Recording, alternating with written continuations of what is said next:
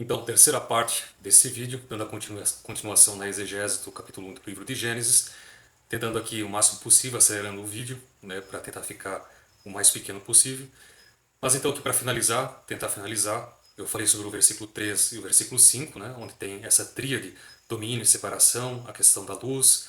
Entrando agora especificamente, né, no versículo, no caso do 3 ao 13, né, na questão do versículo 3 ao 5, né, o dia 1, né, onde eu comentei sobre a criação da luz, né, é o primeiro ato da distinção, né, entre luz e trevas, onde tem toda aquela questão do conflito cosmogônico, né, então agora não com elementos, quer dizer, não em si com os deuses, né, mas com elementos naturais que vêm pela palavra de Elohim, né.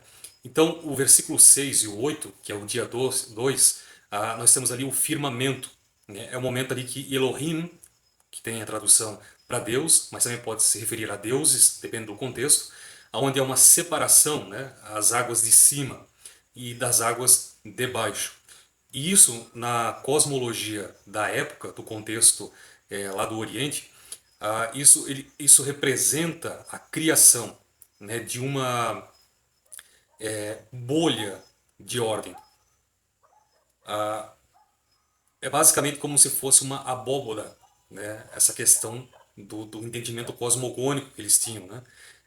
Dentro de uma questão de um oceano caótico, primordial. Talvez seria o melhor termo a ser usado aqui para explicar essa questão através da exegese. O versículo 9 ao 13, né, nós temos ali o dia 3, né, onde há aquela questão da terra seca e vegetação. Nós encontramos, né, dentro disso, né, a questão da separação final, né, do domínio terrestre. É interessante que no versículo 2 ali, quando fala sobre, né, a questão do abismo, né, o espírito de Elohim, que na realidade seria uma tradução do vento, a melhor tradução, né, o vento de Elohim, né, que vai então trazendo essas mudanças, né, formando aquilo que era caótico, algo mais assim estabilizado, né? Então nós temos ali a terra que produz, né, por ordem agora divina, né, estabelecendo o sustento. Então vai surgindo por meio da palavra de Elohim, né, não em si no aspecto dos deuses, que representavam cada um nos elementos naturais no Enuma Elish. Agora nós temos essa tradição judaíta, israelita, que vai desenvolver.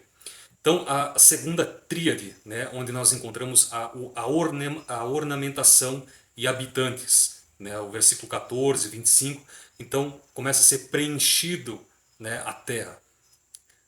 O versículo 14, 19, ali, o dia 4, né, os luminares, né, o sol e a lua, vão trazendo esses destaques, né, posterior, inclusive até a criação da vegetação. A gente sabe que cientificamente não há possibilidade de haver as vegetações sem a fotossíntese que é trazida pelos luminares, no caso o Sol, né, que gera a fotossíntese e dá a vida. E nós encontramos nessa parte uma desvinização, né? O autor ele não usa os nomes Sol, né, e Lua, que no contexto do Enuma Elish, que eram os deuses e em outras culturas, no caso, mas apenas, então, especificamente estabelecendo luminares, mostrando, né, que há uma ressignificação teológica, política em relação ao politeísmo, caminhando para o monoteísmo, justamente para centralizar o culto em Jerusalém. Então, os objetos, né, funcionais, né, para marcar o tempo e o calendário, que nós vamos observar basicamente é uma questão de um calendário litúrgico, porque tudo isso tem a ver com uma liturgia, né? É uma questão de ressignificação no contexto cultural israelita que está surgindo, né? É uma reconstrução, né, da cidade, é uma reconstrução de Jerusalém, é uma reconstrução do povo, é uma criação do povo. Então, o dia 5, né, os seres marinhos e as aves, né, o povoamento, né, dos domínios agora das águas e do ar, né, que nós vamos encontrar esse texto sendo desenvolvido no capítulo 1, é justamente para desvinizar, né, aquilo que se entendia que fazia tudo parte ali de um panteísmo, né, basicamente os deuses estando em tudo, né, que os deuses eram tudo. né? O sol era o Deus, a terra era o Deus, as estrelas era Deus, a terra era Deus, a natureza e etc. E nós temos ali a questão, né, dos animais terrestres, né? A finalização, então, por fim, a finalização dos seres não humanos, né, preenchendo a Terra. E o ápice, né, dessa cosmogonia, dessa teogonia agora desenvolvida ali pelos israelitas, né, dentro do contexto sacerdotal, o ápice então da criação é a função humana.